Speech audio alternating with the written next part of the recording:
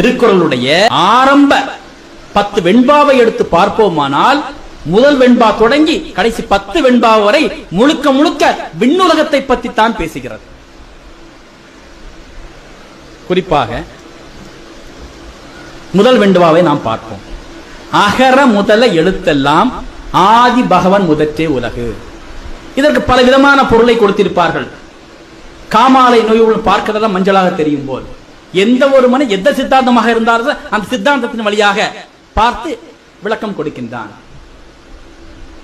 இந்த குரானை கொண்டு நேர்வழி பெறுவோரும் உண்டு, வழிகட்டு போவோரும் உண்டு. அதுபோல் திருக்குறளை கொண்டு நல்ல செய்தியை பெறவும் முடியும், கெட்ட செய்தியை அறிவிக்கவும் முடியும். மிக தெளிவாக அந்த வெண்பாவை ஆராய்ந்து பார்ப்போம். அகர முதல எழுத்தெல்லாம். அகர என்றால் பொருள், முதலான முதல, எழுத்தெல்லாம் பெயர்களை எல்லாம், ஆதி ஆதத்திற்கு பகவான் இறைவன், முதற்றே உலகு உலகிற்கு வருமுன்னே கற்றுக் கொடுத்தான். பொருள் முதலானவற்றின் பெயர்களை எல்லாம் இறைவன் ஆதம் பூமிக்கு வருமுன்னே கற்றுக் கொடுத்தான். இது என்னென்ன விளக்கம் கொடுக்கிறாங்க. பரதநாசன் ஒரு விளக்கம், கலைஞர் ஒரு விளக்கம். கடவுள் வரக்கூடாது எக்காரணம் உண்டு. கடவுளை நிராகரித்து சித்தாந்தங்கள் உருவாக்குகின்றார்கள். கடவுள் பெயரை சொன்னால் வணிகம் செய்ய முடியாது. அகர முதல எழுத்தெல்லாம், பொருள் முதலானவற்றின் பெயர்களை எல்லாம் ஆதி ஆதத்திற்கு பகவான் உலகில் வரும் முன்னே கற்றுக் கொடுத்தான். திருக்குறான் சொல்லுகிறது. மனிதர்களை ஆதத்தை படைத்து ஏன் படைத்தேன்னு மலக்குகள் கேட்பாங்க இல்லையா? இந்த பெயரெல்லாம் சொல்லும்போது சொல்லுவாரா இல்லையா? ஒரு பேராட்ட மலக்குகளுக்கும் தெரியாது, ஜின்னுக்கும் தெரியாது. ஆளும் சொல்லி கொடுக்க இதான் படைச்சேன் அப்படிங்கிறார். அப்ப முதல் மனிதரை படைக்கும் பொழுதே வச்ச டெஸ்டே பேரை சொல்லி அப்படிங்கிறாங்களா? குறள்ல முதல் டெஸ்ட் என்ன ஆதத்தை பத்தி தான் சொல்றாரு. இதை விட பியூட்டியான ஒரு கிரந்தத்தை பார்க்க முடியுங்களா? குறள் மாதிரி சொல்லுங்க. திருக்குறள் மாதிரி இஸ்லாம் சொல்லக்கூடிய, உலகத்தில் சொல்லக்கூடிய திருக்குறானை தவிர்த்து எந்த கிரந்தமா சொல்ல முடியுமா? அடுத்த வெண்பாவை பார்ப்போம். கற்றதனால் ஆய பயன் என்கொல் வாலறிவான் நற்றுள் தொழார் எனின். இந்த சண்டை தான், கொண்டாடி சண்டை தான் மேல் நடக்குது. கற்றதனால் ஆயவன் என்கொல் வாரிவான். கற்றதனால், கற்றுக்கொண்டதனால், ஆய சரியான, பயன் என் பயனானது, நன்மை தீமை எதுவென்று வாலறிவான், அறிவால் அறிந்திடுவான் ஆதம்.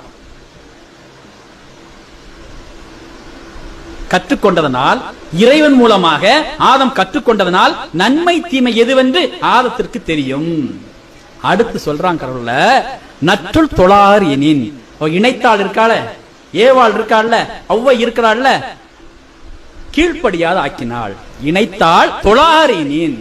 அவருடைய பொண்டாட்டி தொழார் கீழ்ப்படியாம சொன்னாங்க. அதான சொன்னாங்க. சைத்தா யார்கிட்ட வரான்? பாம்பு உடையத்துல அந்த அம்மாட்ட தான் போறான். போய் அந்த கனியை சாப்பிட்டேன்னா நீங்கெல்லாம் சாவ மாட்டீங்க, கொஞ்ச நாள் நீங்க செத்துருவீங்க. இந்த சொர்க்கத்தில் உள்ள அல்லாஹ் விலக்கப்பட்ட கனியை நான் சாப்பிட்டேன், எனக்கு சாவு கிடையாது, நீயும் சாப்பிட்டு உன் புருஷன் சொன்னா கேட்க மாட்டான்னு சொன்னா அந்த மாதிரி செஞ்சாங்க. அந்த ஆள்கிட்ட போய் தொட்டு தடவி எடுத்து சொல்லி சாப்பிட வச்சு அம்மனம் ஆயிட்டார். இது இரண்டாவது சம்பவம். முதல் சம்பவம் அல்லாஹ்வுடைய வல்லமை, அந்த ஆதத்துடைய வல்லமை மலக்கள் மத்தியில் காண்பிக்கின்றான். இரண்டாவது டெஸ்ட், அத குறள் சொல்லி காட்டு. கற்றதினால் ஆய பயன் என்கொல் வாலறிவான் நற்றுள் தொழார் எனில். ஆதம் கற்றுக்கொண்டதால் நன்மை தீமை என்று அவருக்கு தெரியும், ஆனா பொண்டாட்டிக்கு தெரியாது, வழிகெடுத்து வச்சுட்டா அப்படிங்கிறாங்க.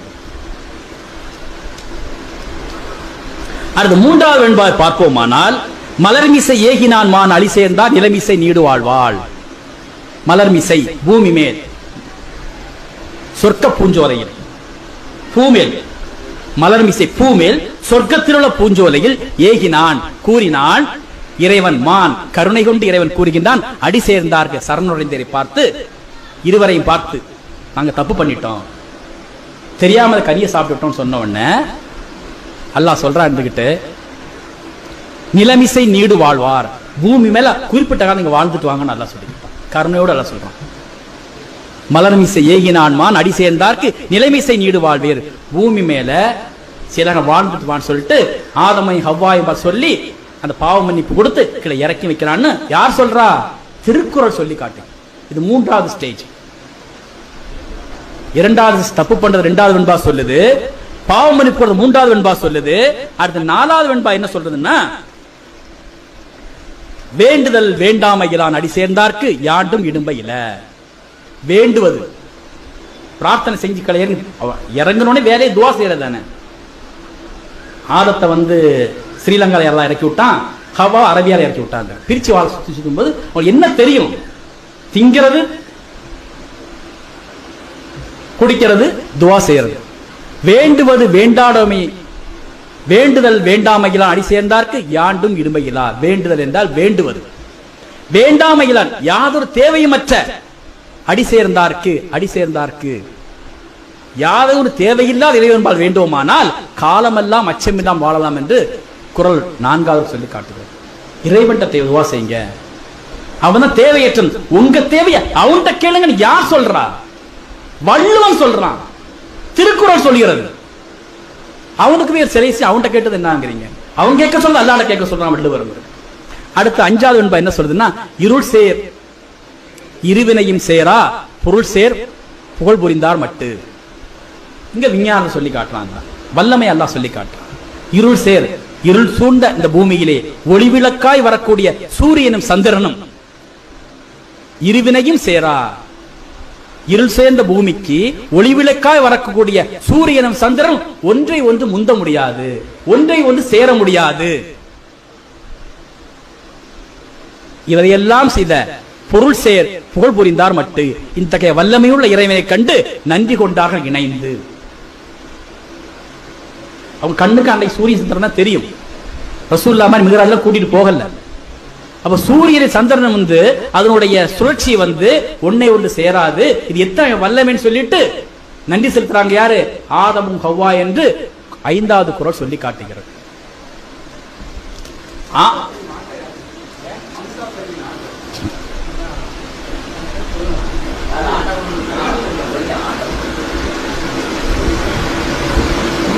ஆறாவது சொல்கிறதா, பொறிவாயில் 5 வித்தான் பொய்தேர் ஒழுக்க நெறி நின்றார் நீடு வாழ்வார். பொறிவாயில் தந்திரமாக கவர்ச்சிகரமாக பேசி, தந்திரமாக பேசி, யாருடைய தன்மை? ஷைத்தானுடைய தந்திரமாக நுழைவித்து உணர்வுகளை பலியாக்கினான் பொய் சொல்லின்னு சொல்லுது. சைத்தானுடைய கேரக்டர் என்னங்கிறீங்க? பொய் சொல்லி தந்திரமா வழிகெடுக்க தான் வேலை.